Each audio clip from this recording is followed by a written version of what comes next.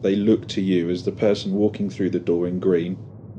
Regardless of your skill set, they're looking at you as a human being, turning up in that door with all the answers. There's a perception that we put on this superhuman armour. We do our shift, we go home, and we take off our superhuman armour, and we're not affected, but we are affected. 12 hours of having that pressure on you to be everything to everyone that you go to, 12 hours of that does take its toll on you. Whilst we were travelling into the hospital, it sort of struck me that she was quite a lonely lady. Closed her eyes and you could see her chin starting to quiver, and she got quite upset and just put her hand out to us, held my hand all the way into the hospital.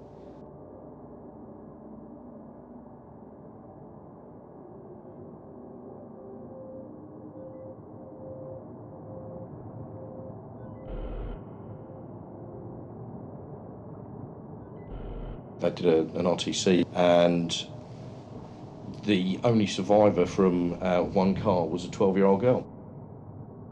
The air ambulance came and airlifted her mum and her brother. We ended up with her in the back of our ambulance going into hospital.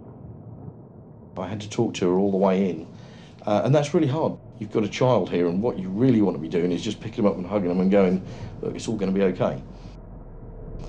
But you know it's not, and you know that you can't do that, you know. You end up talking inanely about rubbish to try and make it better, and it's never going to be better. It's the jobs that involve children around about the same age as mine that really, really affect me.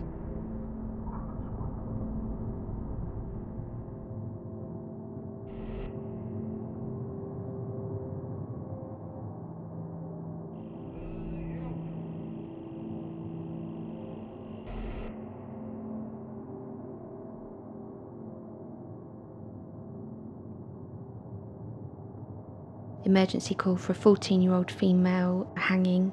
The paramedic who arrived first had taken this young girl down and was working on resuscitating her. Shortly after we'd been there, the critical care air ambulance arrived.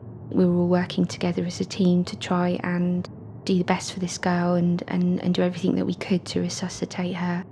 And it was the air ambulance doctor that said, is everyone in agreement that actually we need to stop? There was a particular song playing in the background upstairs which I'll never forget. We were going to transport the young girl to the morgue at the hospital.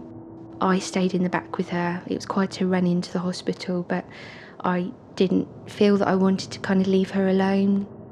And my crewmate was, completely... we didn't really talk about that job, I have to say. Even afterwards, we didn't really talk about that job.